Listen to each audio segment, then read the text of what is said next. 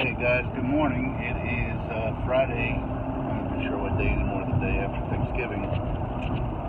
Didn't expect to be sending a video this early, but I just know what the day's going to hold for me based upon how it started. And I figured I'd get a video out of the way. Another video in the dark. First of all, I hope you guys had a really great Thanksgiving holiday. If you were able to spend it with family and loved ones, it's unbelievable and fantastic. I'm glad for you. If you did something like some folks did and volunteered time at food shelters, it's amazing as well. Again, taking the hat off to you all for doing things like that. Tell you a little bit, I didn't leave a video yesterday. I was going to. Again, life has been very, very chaotic lately. But I did want to talk on a couple things that I saw just in front of me. It's triggered this here because it was kind of something I was going to talk about. And I don't know if you guys can hear me. I struggle to be heard, but it's about 3:15 in the morning. My time. I'm already very short-handed at work, which is why I've been putting in these long hours at this new job. But I just found out at 2:48 that the person that goes in and opens up at 3 o'clock can't be there today for reasons I'm not quite sure I understand yet, but I'm not going to find out at 3 o'clock in the morning. So now I'll be in earlier than even I intended to be.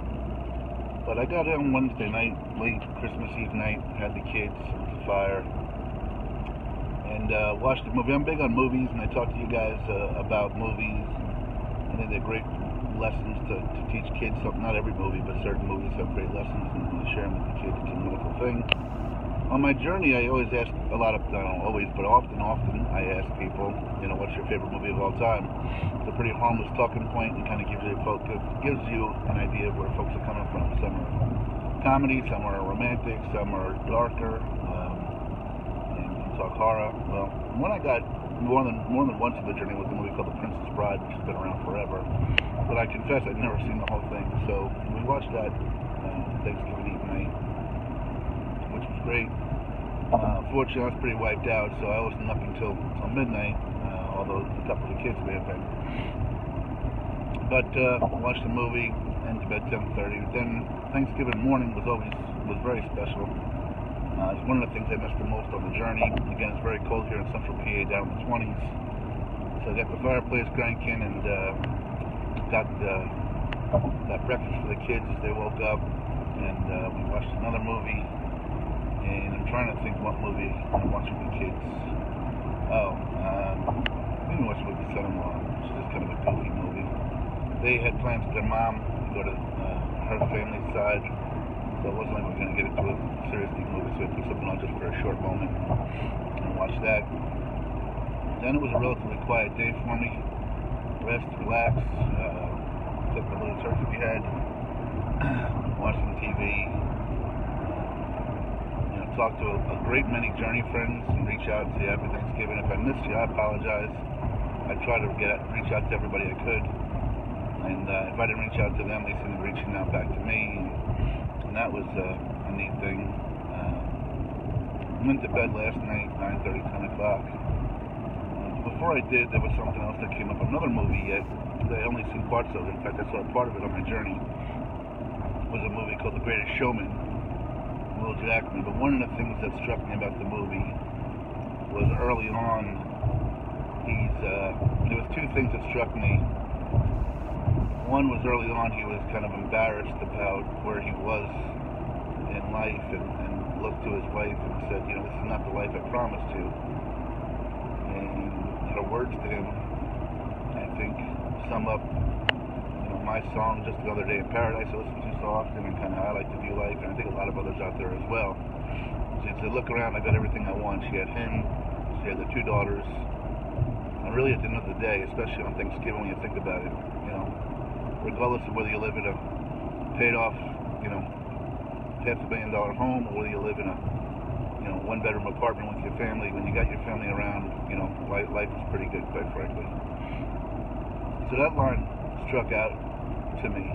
And then something else that kind of took place in the movie, which I identify with a little bit. I'm not trying to claim I'm anything along those lines, but it just seemed like he knew that more was in store for him and his family, and he was working towards that. And a lot of people have that drive and ambition. And I've got to confess, a lot of people have asked me, what's going to happen after the journey, how has it impacted you? And the one thing I can say for sure is that I've come back from this journey. I am a different person. There's definitely a drive and a focus. And I also really believe that once I get things settled, there's a lot more ahead for pointing the thumb. For me personally, for the family, for us. I'm not saying it's going to change the world, but who knows? And I think there's more ahead. And I'm committed to that. I really am. Every day I'm walking or talking or thinking, it's, not every moment of every day, but quite often it's about thinking about the, what lies ahead. Where before I think I just sat back and enjoyed the moment. I'm completely committed and focused on the future of carrying this forth. So, and part of that's the way this has impacted me emotionally, mentally, spiritually, but it also has a lot to do with you folks that have been so supportive and shown me that I'm not off my rocker to think like this. So thank you for that. The other thing I want to talk about, which is something I just saw, it's not even 3:30 in the morning. I'm on the highways here, on the 2-lane highways of Central PA. Maybe it's a 4-lane highway, 2 in each direction. And I laugh when you talk about pointing the thumb. I saw it twice. I saw it a week and a half ago. I saw it on my trip back from Grandma's, and I just saw it this morning. And if there's ever a time when pointing the thumb could be applicable and help decompress situations, I'm amazed by the amount of road rage that I see. And not even necessarily road rage, but just the people, like in a car, people just want to be angry and flip people off. And so let me tell you a couple of situations. To me, it's real simple. Nobody really wants to go out and cut somebody off or do something or to be an idiot. But yet it escalates. And I wonder how many times people just go, okay, look, that was close, but nothing happened. He or she, is fine, I'm fine, just go on your way. Instead of racing up and speeding up and playing brake check or whatever. So, but a week and a half ago I had a laugh because I think the point the thumb mantra applies in driving and road rage so much. I was at my son at a baseball tournament, and we were in a parking lot, mind you, a parking lot. So if I can describe this to you, there's one lane going east and one lane going west. So I'm at the T intersection waiting to turn left and go west. The car coming in my direction turns on his turn signal and is going to turn in front of me. Now this is a parking lot where we're not doing more than 20 miles an hour. So that car starts to turn right. Well, a car behind it, instead of just waiting for the car to turn, went around it into what would be oncoming traffic. Well, I didn't have any idea that car would do that, so I started to turn left into the lane. Of course, it's some middle-aged woman, maybe even a little bit older than middle-aged, that was doing that, and of course starts cursing at me. Now, I'm sorry that we, almost, I won't say we almost hit each other, but I'm sorry we had this little thing in a parking lot at 20 miles. But why scream and holler and posture and the whole bit? I just had to laugh about the situation, because at no point did she go, well, maybe I shouldn't have gone around that car into an oncoming lane. Maybe if I didn't do that, but no one thinks that way.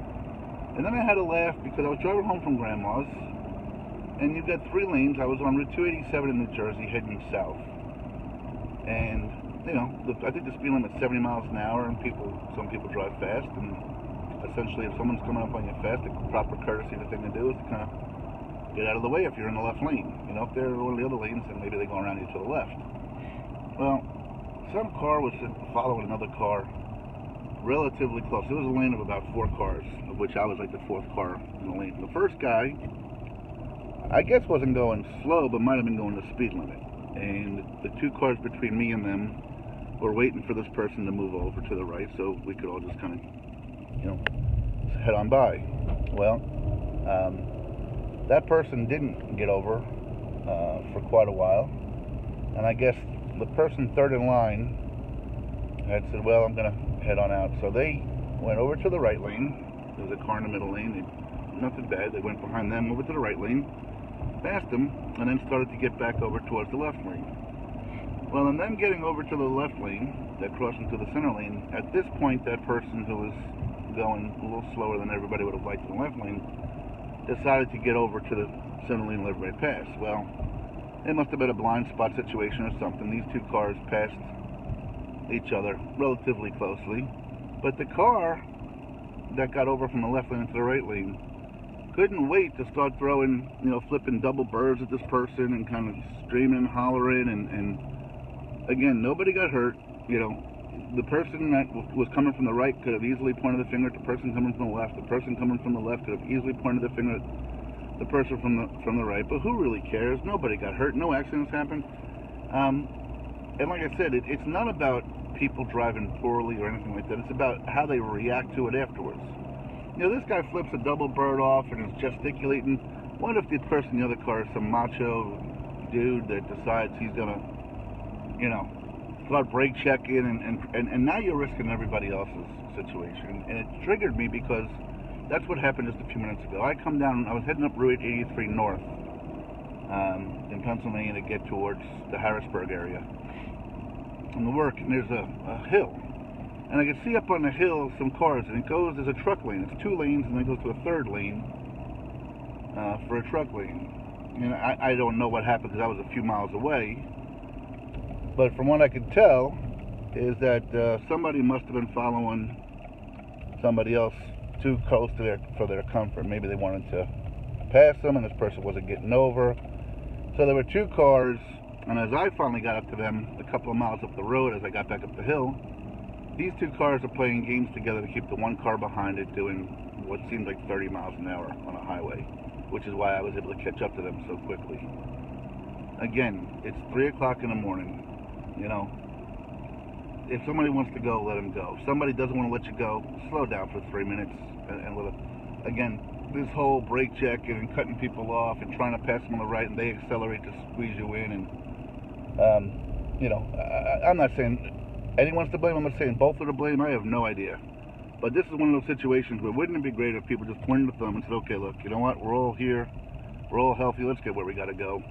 And I just love how, anybody that ever gets home from work or a job, I've never heard anybody go, man, I drive like an idiot. I did something really stupid today. Everybody always comes back and says, you're not going to believe this idiot on the road today. It's always, always, always somebody else's fault on the highway. And like I said, I don't think anybody sets out to cut people off. Anybody sets out to be a fool or a jerk or anything like that. So if there's ever a time that point the thumb might apply, it might be on the highway. So I'm wrapping up my video because guess what? I've just arrived at my office, and I've got to get some things situated or settled as best I can over here. I have a fear that some of these trucks aren't going to start because it's 25 degrees, and I don't think they're all plugged in. Anyway, please stay in touch. It's about 3:30 now, and like I said, guys, take that with you. All of us have had situations on the roads, in the parking lot, on the road, on a highway. Take advantage of it. Point the thumb. Again, you know what? Things happen. But once the adrenaline wears off and 10 seconds after whatever could have happened didn't happen, take a breath and just be appreciative of that. Get home to your family. Let them get home to your family. Don't worry if he was a jerk or she was a jerk, because they're saying that you were. And I think that might help us quite a bit too. So anyway, enjoy some movies. Enjoy your time. Enjoy Black Friday if you're up shopping right now. And hopefully I survive. I'm going to be working from now straight through till I think it's next Sunday before a day off, doing doubles, and didn't expect this situation. So gonna dive into it, do the best I can. Appreciate all the kind words yesterday from you all, the Thanksgiving wishes, the support throughout the journey. Love you all. Have a great day, guys.